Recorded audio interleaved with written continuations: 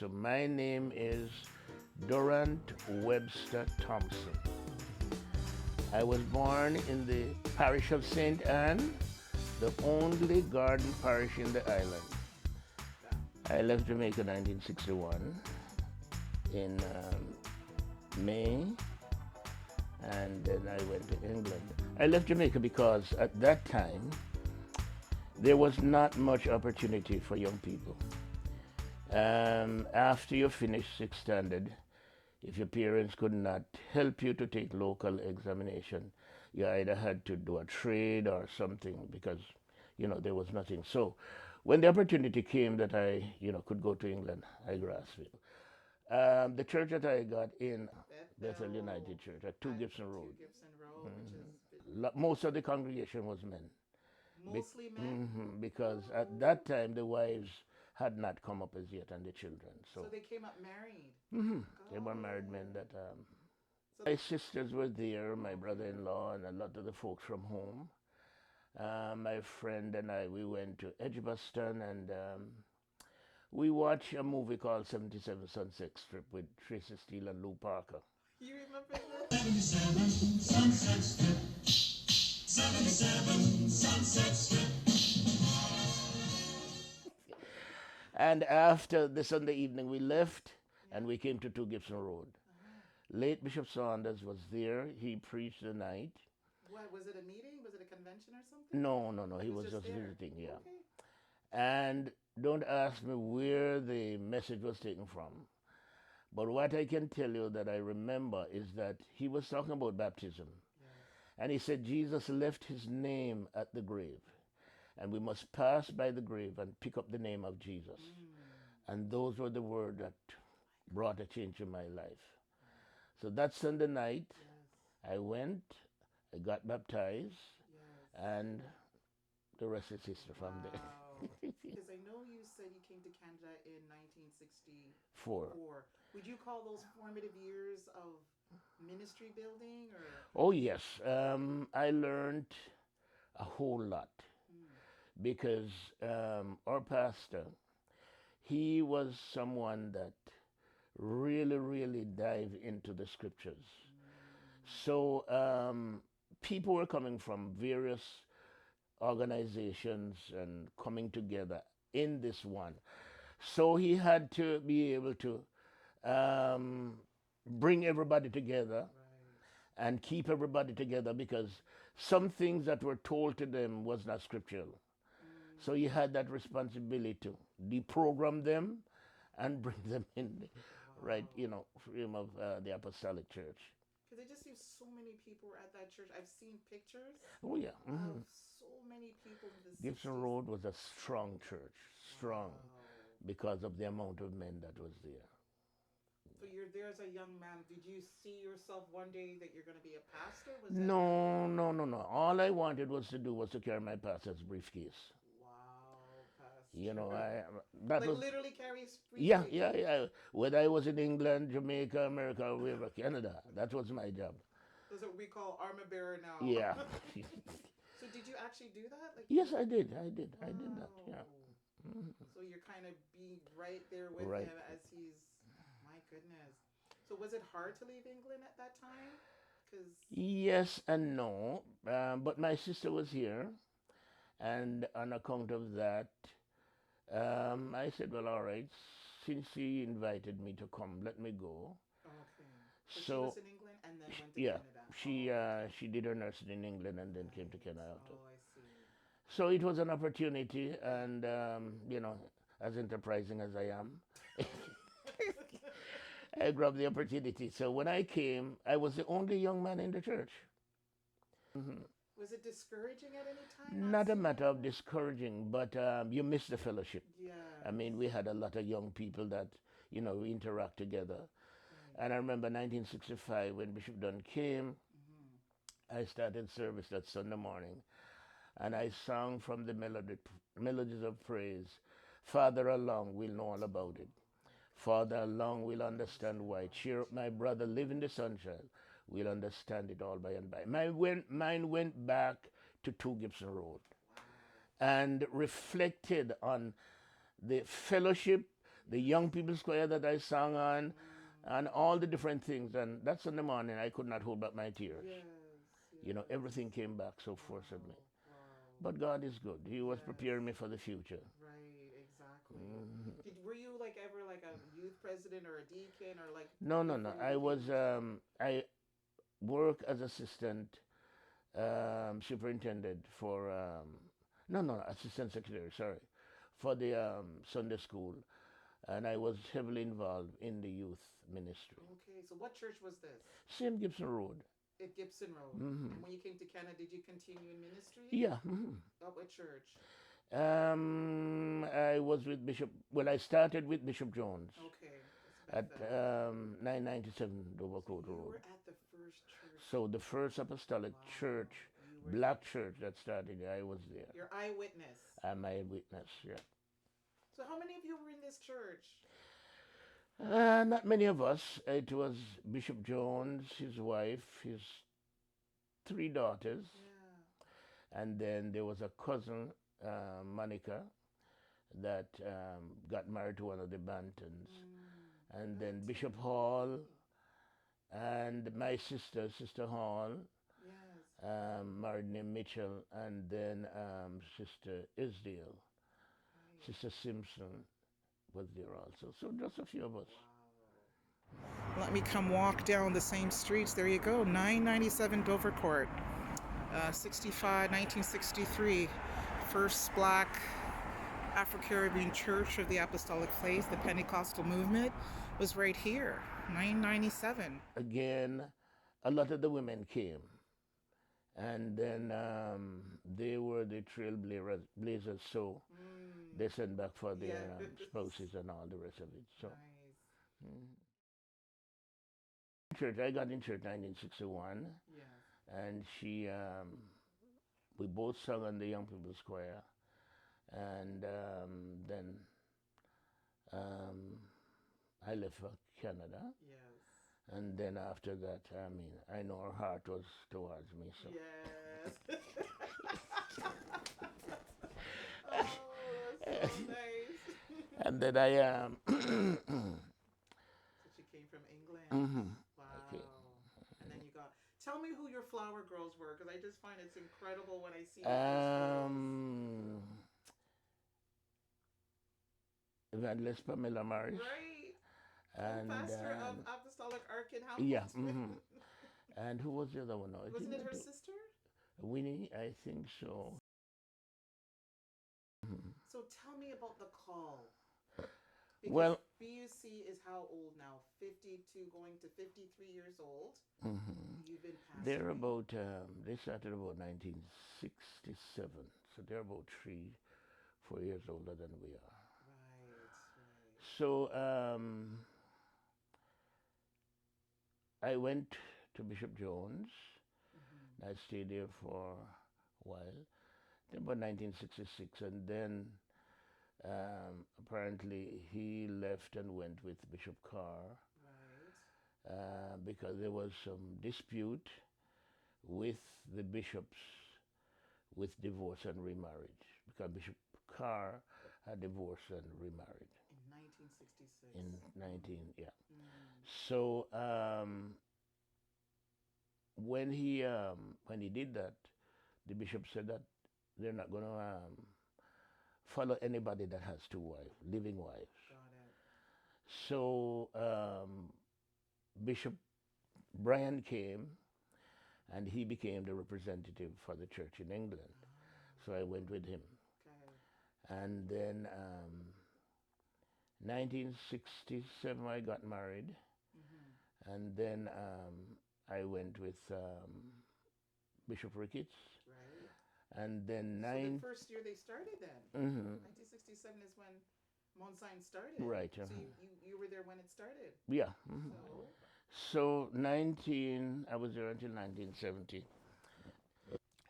I have been wrestling because the Lord has been dealing with me. And one Saturday night, I went to bed. My wife, she usually worked nights, so I was alone. But the Lord came to me and he said that he will make the darkness light. What is wrong, he'll make it right. All my battles he promised to fight before me, and the high place I'll bring down. It was if somebody did me something, and I was about to get up, more or less to avenge the person, and an invisible hand, I did not see any hand, but an invisible hand shut the door that I was going through. So, little after that, in May, I called Bishop Murray, because he was overseer for Canada at the time. Okay, yes. And I told him that I'm going to come to Boston. He said he's going to Jamaica for convocation. And then when he comes back, I would come down. Yes. I haven't been to Boston until this day. Oh, he didn't go? Because the Lord showed me that it was time for me to step out and start the work. So I went back to church. I called the leadership, Bishop Ricketts, Bishop Hall, Minister Taylor, Minister Zender Mackenzie, and I told them what the Lord had told me. And I said, number one, I'm not taking anybody with me. You said that? Yeah. I said, I'm not taking anybody from the church with me. Because I believe if the Lord wants me to preach, He must have people to hear what I have to say. I told my wife, I'm not asking you to come. But if you come with me, we're not looking back. So she made up her mind and decided to come, and that was it. Wow. So we stepped out. When we started the work in Edmonton, I had to travel to Edmonton every month. Once a month? Once per month, because I did not have a pastor there. I had Evangelist, Elder Walters, and Evangelist Roberts, which is Elder Roberts. So they were the ones that I left in charge. But every month I had to go in and then allow them to carry on in my stead. So you would fly in like a Saturday and then come back the Monday? No, I would spend a few days out there. Wow, once a month? You know. The late Mother Elsie Brown was very pivotal in the starting of the church in Edmonton. Her family of 5, Mother and Father Barnett and Sister Cecil and Shaw, they began holding prayer meetings at a gospel center, and a number of people had visited and became church members. At the time, there was no established leadership, so Sister Brown reached out to Pastor Thompson, and it was there where he consulted with Bishop Sidney Dunn, and as he mentioned, traveled by plane to oversee this new work in Edmonton. Then Bishop came in and said, you cannot hold a job and carry on the ministry. So you have to choose. Right. So I started doing full-time ministry. Yes. What about Montreal? Where is Montreal? Were you going to Montreal too? Yeah, I had to. We were in Montreal every week. But you said you're going to Edmonton too once a month. Mm-hmm. And going to Montreal. Going to Montreal, yeah.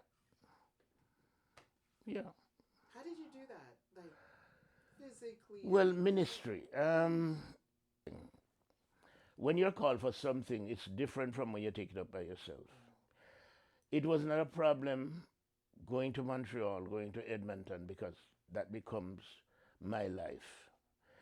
So if I was not going, I would send somebody. Different ones would drive in, but every week somebody was there. And then I go to Edmonton, and then different branch churches started, and because if I had the resource and the resource, the 10 provinces in Canada, I would have a church in each one of them. I had no intention for pastoring more than one church, and that was Bethlehem here. So my intention is to plant these churches, put people there, and let them carry on in my stead. Because like I've often said, the way to live your life is to live your life through other people. If what you learn, you die with it, you have not made an impact in this world. So Jesus knew that he was only going to be here for 33 and a half years. And so he called 12 disciples, and he downloaded what was in them, in those disciples, so that would continue the gospel. So if we do that, after we're gone, like we're talking about David and a lot of the patriarchs, it's because they download in the people that was with them. So we're talking about them today. See? Yeah, we're in BC, we're in Alberta, we're in Saskatchewan, and we're in Manitoba. Right. And Quebec. Yeah, plus we had examples of our fathers making the kind of sacrifice. Who are you referring to when you say the fathers? Bishop Dunn, Bishop Sanders. They were doing similar They were things? traveling. I mean, Bishop Dunn traveled like you could not believe, you know. So we are following in the footsteps of our fathers, Right. you know. I remember they were interviewing Dr. Martin Luther King, and the reporter asked him, how does he manage with his family life and doing what he's doing? He said, well, what he does, he makes certain that when he's home, he has quality time with the family. So I follow the same principle. When I'm home, I have quality time with my family. And I use the analogy many times. I said, I use my family to test whatever anybody say about me. My test mark is my family. Because I've never gone home one day and my children run away from me. They were always there to welcome me. And if somebody has some habit or the other, the first set of people that feels that is the family. And when your family can embrace you, it is saying something. And how many children and grandchildren? Any grades? 4 children, Yeah. 9 grandchildren, 9. and 5 great-grand. There are a lot of people that were convicted, but they've never been converted. Now, there's a difference between conviction and conversion. And remember, Jesus told Peter that the devil is after to sift you like wheat. But when thou art converted, he said, go strengthen your brother. So Peter was convicted. But he was not, even though he was following Jesus, he was convicted but not converted. So Jesus said, when you are converted, that is before Pentecost. So at Pentecost, that's where the conversion come in. All right? And so, because remember, he denied Jesus. Right? 3 times. Right? So that time he was not converted. He was just convicted. When he was converted and they wanted to kill him, he said, don't crucify me the way my master was crucified. Turn me up. Because conversion does something to your innermost being. When one's heart is converted, it's a totally different thing from conviction. So the conversion that took place in our lives allow us to commit ourselves to the task to which we were called. You know, so there was no mountain too high. There was no sacrifice too great that we would not make for the cause of Christ. And do you see that as something that's missing, this conversion? It is missing. It is missing. A lot of the things that folks are doing and saying today, when you are converted, because conversion takes place in the heart. It's not from the outside. And so if you are converted, there has got to be a difference between you and the unconverted person. And when somebody is telling me today that they are converted, and you cannot tell any difference between them and the unconverted person, then something is wrong. Right. Demons will slap you like they slapped the 7 sons of Sceva. All right? And so a lot of people are running today for ministry, and they haven't got any covering. You cannot be a leader and a successful one, and God bless you if you don't have covering. You must be under authority. And if you're not under authority, you're going to be in serious trouble. What would you say is the hardest thing about pastoring? Is there... Okay. Pastoring is an exciting thing, but it's a very, very lonely job. Lonely with so much Lonely. people around, That's the problem. That's the problem. Choir, because a lot, you see, you. looking from the outside, that's a totally different thing. You have people around you, and yet you feel lonely. Because sometimes what you're going through, you cannot share it with anybody, right? And because if they knew some of the things that you are going through, if you don't mind shop, they wouldn't come back to church. But you have got to bear that. Yes. You know things about people that you cannot say, otherwise you're going to destroy somebody's soul. So all these things come upon you, and sometimes you're even being blamed, and you can't say anything. You cannot defend yourself. You just have to allow the Lord to be your defender.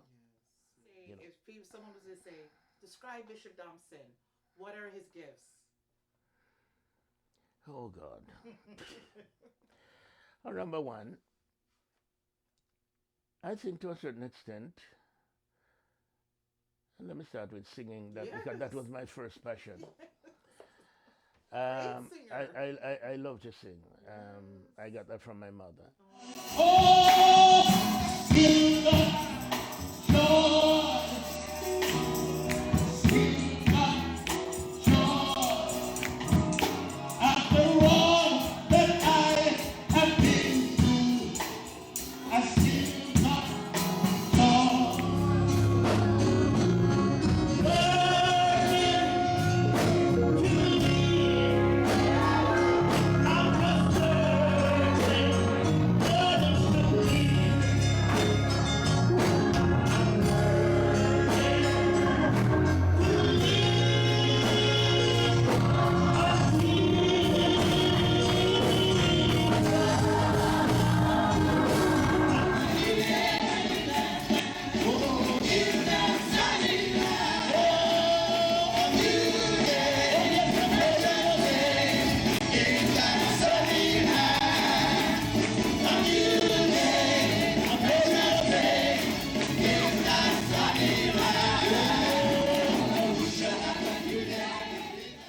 I love ministry. I love people. I love people. And I have to have people around me. I never get the gift of loneliness, so I can't handle it. And then, to a certain extent, I exercise a lot of patience because I always remember that, you know, everybody. One of the mistakes I think I made is the fact that I thought the way I feel about people, they feel the same way about me. And so I trust people. And because of my trust, I get let down a whole lot of time. But when you are who you are, you cannot be anybody else. And you might even get to the place where you say, you know, I'm not going to do this again. But no sooner than the opportunity comes, you have to do it because that's who you are. So, but I enjoy being a minister. I enjoy preaching. Okay, and I guess if I should live my life over, I'd still want to be a preacher. Yes. Because you can't change who the Lord made you, you know. So that's it. I love my family. I'm a family person. I love my girls. I love my sons. I love my grandchildren, and you know. We know you're a family man. So do you remember a message you've preached in your years of pastoring that you'll still remember this day that it was so impactful? I'm sure there's many, but you know, sometimes there's those messages. I preach one Good Friday at 10 Maplewood. Maplewood. We're talking early 70s. Early 70s. And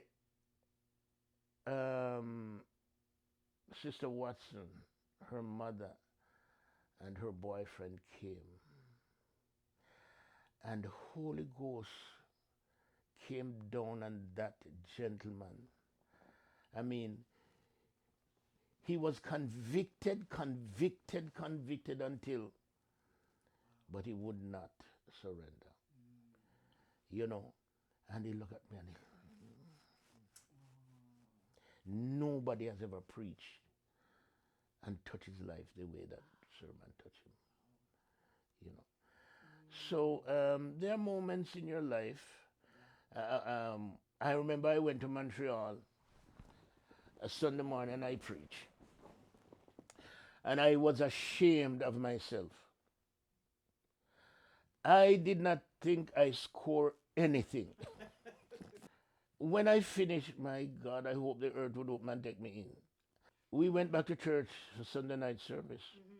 And folks get up and were talking about how blessed they were today. They thank God for it. What were they talking about? What? But it's good, number one, that the Lord allows us to feel that way. So we do not take the credit. It goes to the Almighty. So when you feel that you have not done anything, then God gets the glory out of it. You know, so that helps to keep you humble. We also know that you probably know 1,000 songs, but are there any songs that, it's so hard to ask a singer if they have a favorite song. I had a lot of favorite, but one of my favorites, All the Way My Savior Leads Me. What have I to ask beside? Can I doubt his tender mercies? Who through life has been my guide, heavenly peace, divinest comfort.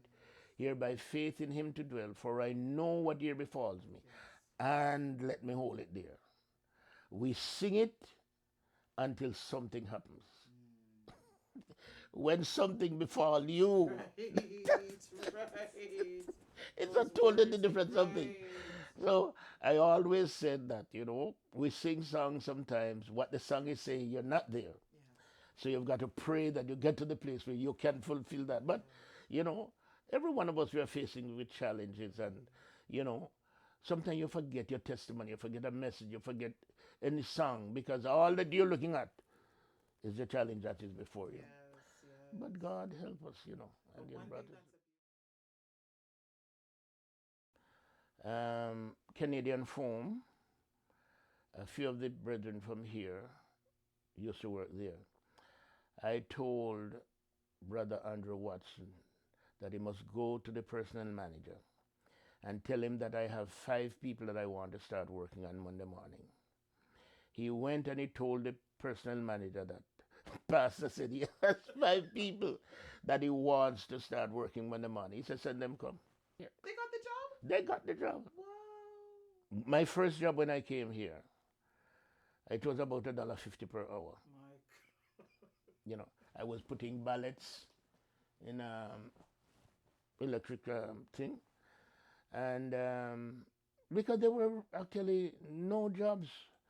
Like I could get a job at Goodyear, but I had to weigh 160 pounds. I only weigh 150. Now I could give away nearly 100 pounds and still. I could give away 100 pounds and still over 150. They had a weight requirement? Yeah, they had a. Oh yes, Bishop Hall used to work there, and and some of the other Bishop folks. Dawson, didn't Bishop he work Dawson, there yeah. too? Mm, So was Goodyear was a big employer at that time? Goodyear, yeah, was one of the places. Goodyear and CN and CP were, you know, one of the big employment places there. And also Massey Ferguson.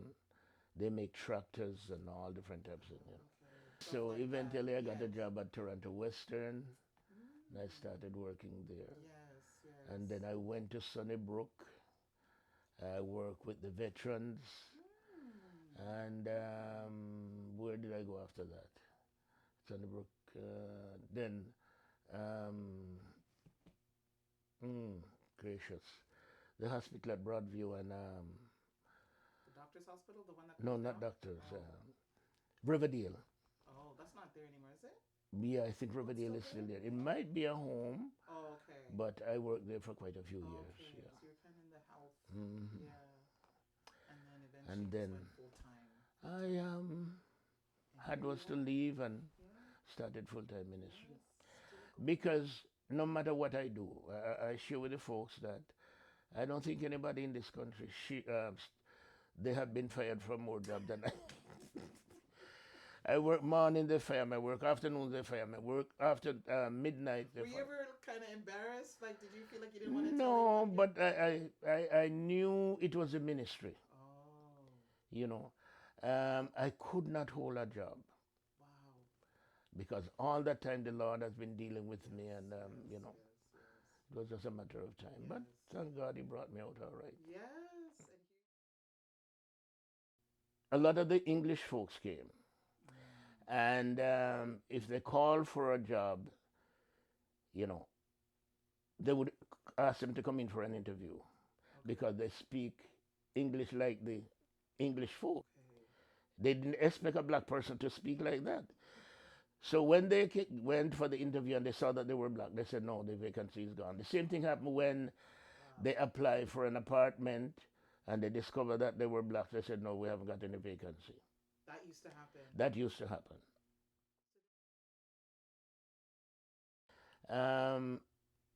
If you look at the white folks, they have to use heat lamp to get a little color, especially in the winter. You know, we're born with this. You know, a lot of things that we cannot appreciate. God did not make any mistake when he made us. Pigmentation means nothing to God. You know, because if you look at the kings of Judah, and most of, well, the tribe of Judah was black anyhow. Most people don't want to say it and always. Simon of Cyrene was a black man that helped Jesus to carry the cross. Jesus was black. But then, Pastor, why were so many of the churches predominantly black in the 60s and 70s? Why weren't we seeing the multiculturalism, different races coming together, where we had this phenomena of it? Well, a number of factors, because you look at a person like Bishop Dunn, and he went to England, and a lot of white people could not see a black person leading them. Right? We came to Canada, and the same thing. We baptized quite a few whites, but they leave and they go to other churches because they cannot bring themselves to accept the fact that a black person is qualified to lead them. Right? What is that? Well, I know God never make a mistake. And this is real. It will not change until the day I die. Right. No matter what. No matter what. All right. So a real thing cannot change.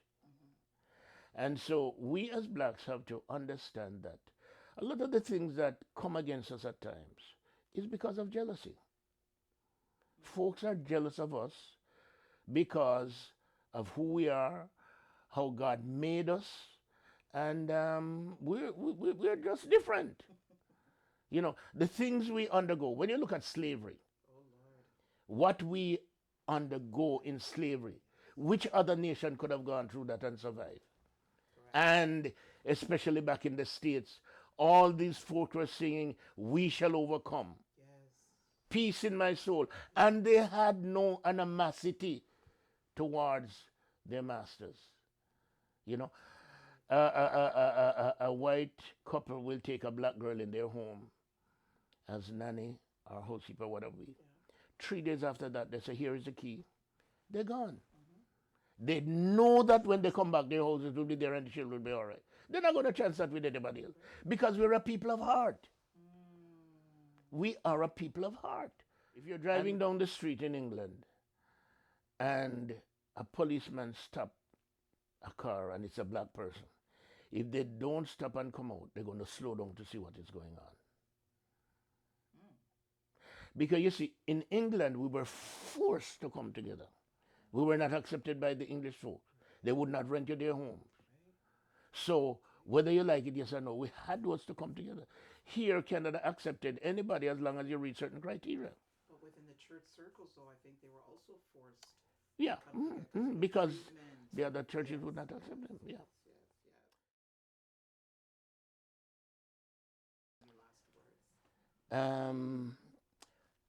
I said to a young man when Bishop Bismarck came to visit with us, and he spoke so profoundly, I said, look, for Bishop Bismarck to speak the way he spoke, it took him a lot of years before he could go there. I said, you need to humble yourself.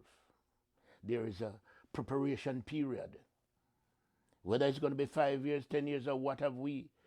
Moses, 80 years of preparation. Moses had to do 40 years of ministry. So anybody that is running and think, well, okay, this is a joke. It's not a joke. This is God's business. And remember, we are dealing with people's soul. You know. So we've got to make certain that whatever we are doing, whatever we are saying, it's according to the word of God. We're not misleading people. We're not misguiding them. We're not telling them something to make ourselves who we are not. If you want to be exalted, let the Lord exalt you. Don't exalt yourself. Because the word said if you do, you're going to be abased. So humility is the key. You've got to humble yourself, even when sometimes, you know, everything is coming against you. Because sometimes, one of the reasons why I hold back sometimes, I've said it that I don't know whether the Lord is testing me or not. And I don't want to fail the test. Right? And look at Joseph, the test that he went through. Look at David, the test that he go through. Look at the 3 Hebrew boys. But what if they had failed the test? What would we have to look at today as an example? So we have got to somehow find the courage and ask God for the grace and the strength just to wait. David said, wait on the Lord and be of good courage, and he shall strengthen thine heart. Don't run. Wait. And when your time comes, God will lift you from where you are. Joseph was in prison. It was from prison that he became governor of Egypt. Right. But Bishop, what many are saying now is the waiting is too long, or they're sitting and they don't feel like their turn is coming. Yeah. And and so But discouragement sets in. No. But what folks have to understand is that you cannot do it. You've got to allow God to do it. That's why I'm saying wait on the Lord. You see, again, see Abraham and Sarah. God told them that they were going to have a son. They waited and they think, well, okay, I think the Lord has forgotten about us. So every time man tried to help God, they put themselves in trouble. So the only thing we can do is wait. God, even though they made a mistake, God's word had to come to pass. So it doesn't matter how long. If God made you a promise, remember, none of us own our lives. Jesus Christ rode on a donkey that never man sat. Jesus Christ was put in a tomb that nobody has ever buried in. My God Almighty, because he was God. Jesus Christ, the Father, went into death and out from the grave. He arose with a mighty body force. He arose. It's not us, it's God. And to him be all the glory. So I cannot take any credit for myself. Thank God it pleases the Almighty to do what he has done through me. And like I said, I have the Abundant Life Center that I want to build. So what is that? What is the Abundant Life Center? The Abundant Life Center is a multi-complex built, what should I call it now? Thing. It's a building that you want seniors. Everything. It covers everything. When you come to the Abundant Life Center, you must not go any place to find anything. If it's grocery, it's going to be there. If you want a stamp, you're going to get stamped. If you want something from the pharmacist, it's there. If you want a Tim Hortons, it's there. Everything that apartments, you're going to have day nursery, you have everything. And I want to build that. Plus the Abundant Life Camp and Retreat Center.